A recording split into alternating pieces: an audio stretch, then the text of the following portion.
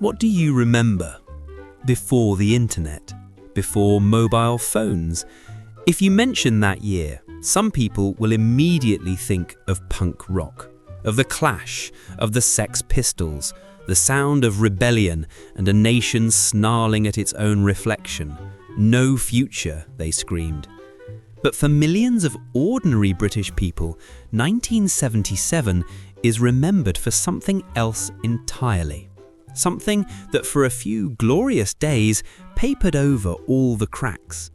It's remembered for the smell of tin-foil wrapped sausage rolls, the sound of ABBA playing from a neighbour's window, and the sight of the entire nation stopping.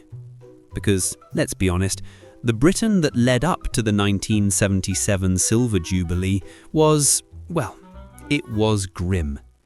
It wasn't the swinging 60s anymore. The country felt tired. It felt broken.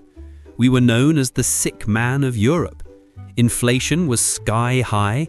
The price of a loaf of bread seemed to change every week. Strikes were a part of daily life. You'd see mountains of uncollected rubbish piled high on street corners. Sometimes the lights would just go out. Power cuts were a regular feature. And all this came just after the Great Drought of 1976. A summer so hot, so relentlessly dry, that the government actually appointed a Minister for Drought. We were told to share baths, to put bricks in the toilet system to save water.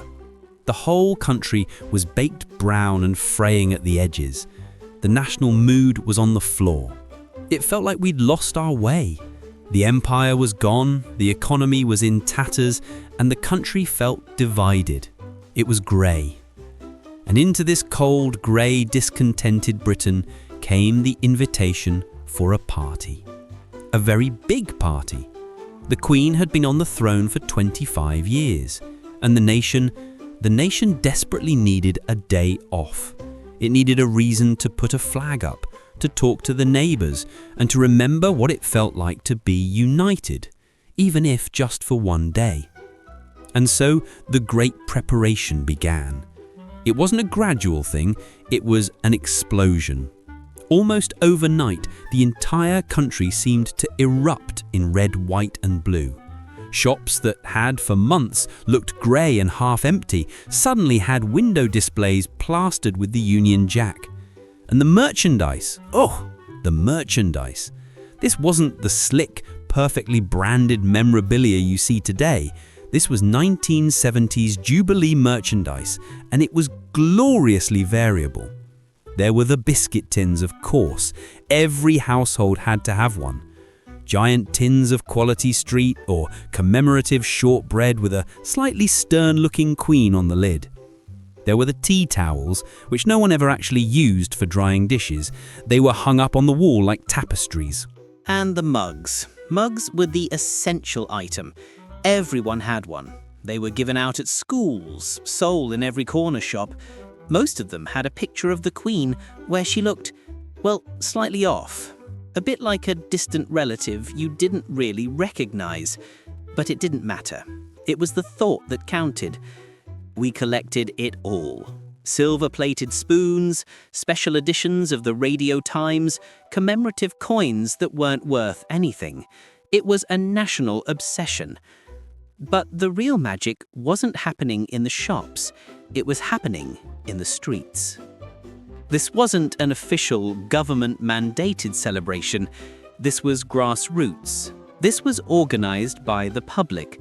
It was organised by the formidable army of mums, the Streets Committee, which usually just meant the most organised woman on the road, clipboard in hand.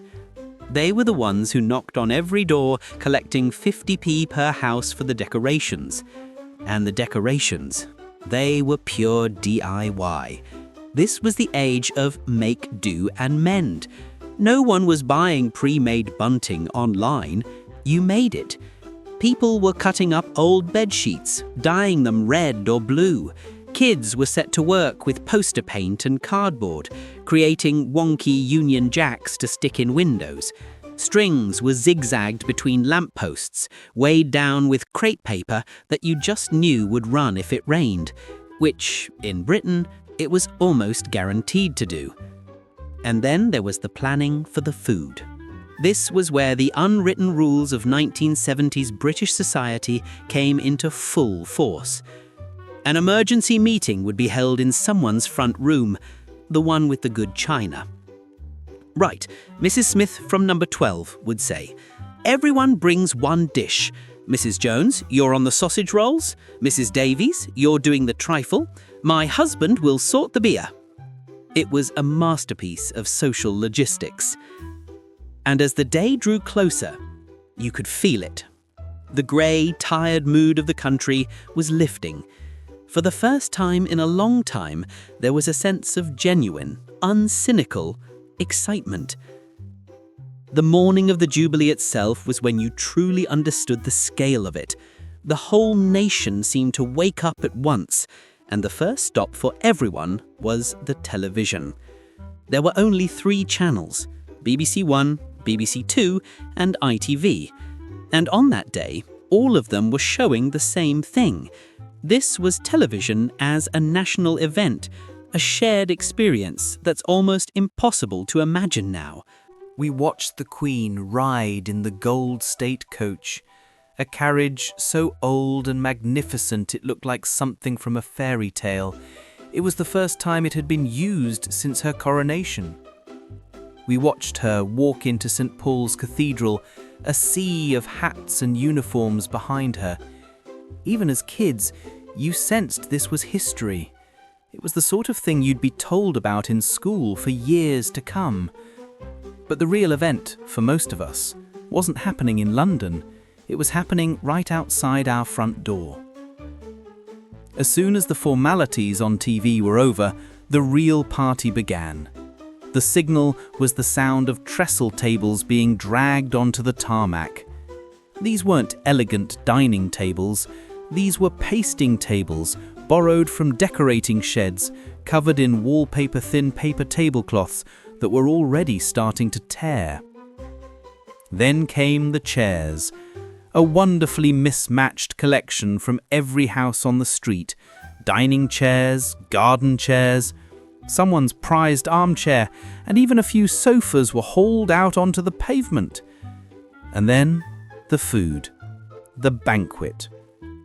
It was a glorious beige-coloured monument to 1970s British cooking. Nothing was hot, everything was homemade and served proudly on the best plates. You had the sandwiches, the bedrock of any British gathering. The crusts were always cut off. You had cucumber, so thin it was almost transparent, and you had egg and cress, which had a unique ability to make your breath smell terrible for days. You had the savouries, the mighty sausage roll, of course, pale and flaky, the noble Scotch egg, and there, gleaming under the hopefully not raining sky, was the Jubilee chicken, that slightly updated version of coronation chicken. Cold cooked chicken drowned in a creamy curry powder and apricot jam sauce. It sounds bizarre now, but then it was the height of exotic luxury. For the kids, it was heaven. We were allowed to drink our body weight in fizzy pop. Kiora orange squash and Robinson's lemon barley water were served in huge plastic jugs. And for dessert, the trifle. A masterpiece in a glass bowl with its distinct layers of jelly, sponge fingers soaked in, well, probably just fruit juice, custard, and a thick layer of whipped cream topped with hundreds and thousands. Music was blasted from a record player propped in an open window. ABBA, Queen, Electric Light Orchestra. It was the soundtrack to the day. And the children, we were feral. We were given total freedom. The street was ours. We ran sack races down the middle of the road, held three-legged races where someone always fell and cried, and had bun-eating contests where you had to eat a dry bun hanging from a string with no hands. It was organised chaos, and it was brilliant. But let's be honest, not everyone in Britain was waving a little plastic flag. Not everyone was tucking into a cheese and pineapple hedgehog. Because 1977 was also the year of something else. It was the year of punk. While the mums of Britain were baking Victoria sponges and the dads were stringing up bunting, a completely different, angry and vital energy was tearing through the country's youth, and it had a very different message. Just as the nation was preparing to celebrate 25 years of the monarchy, a band called the Sex Pistols released a song. It was called God Save the Queen, and it was not a tribute.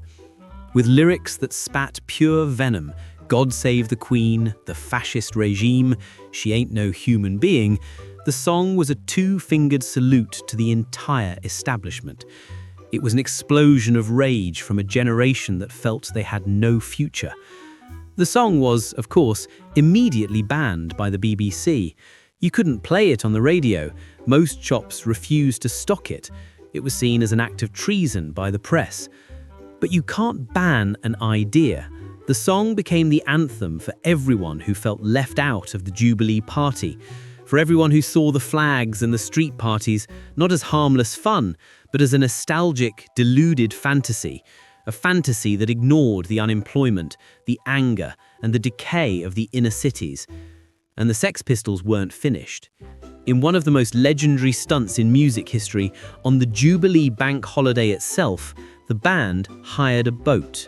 They sailed it down the River Thames, past the Houses of Parliament, past the heart of the establishment, all while blasting their band anthem at full volume. It was an act of pure anarchy, a deliberate piece of performance art designed to disrupt the national celebration.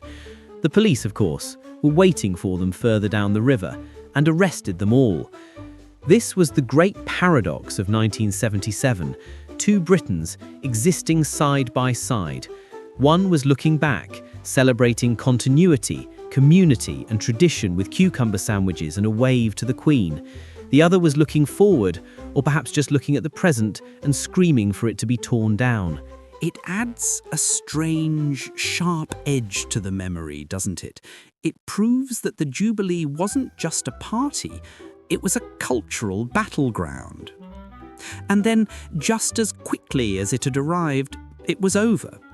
The tables were folded and put away, the last of the trifle was scraped from the glass bowl, the bunting, now soggy from the inevitable drizzle, was taken down.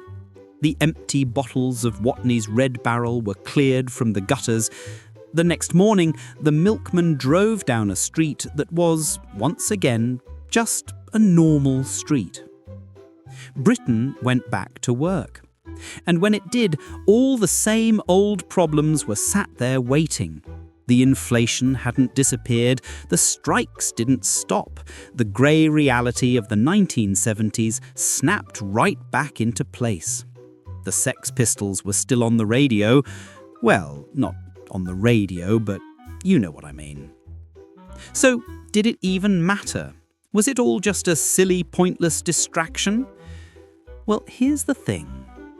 More than 40 years later, if you ask anyone who was there, they don't remember the inflation figures for that week. They don't remember the political crisis. They remember the party. They remember the taste of the slightly warm egg sandwiches. They remember the sound of their neighbours laughing. They remember, for one single day, the feeling of a street and a nation that was completely and totally united. It wasn't really about the Queen, not entirely. It was about us. It was about community. In a time before the internet, before social media, a street party was the original social network. It was the one day when the invisible lines between front doors vanished. The day you talked to the quiet old man from number 23 or the rowdy family from number 7. The 1977 Silver Jubilee was, perhaps, the last great uncynical national get-together. It was the last big analogue party before the world changed forever. We've had royal weddings and other jubilees since, of course, but they've always felt different, more organised perhaps, more polished. The 77 Jubilee wasn't polished, it was homemade. It was lumpy, a bit strange, and put together with sticky tape and hope. The food was cold, the music was cheesy, and the souvenirs were, let's face it, brilliantly rubbish. But it was ours. And that is why all these years later, we still smile when we remember it. It wasn't just a party. It was a snapshot of a Britain that for one chaotic, glorious day decided to forget its troubles and just be happy.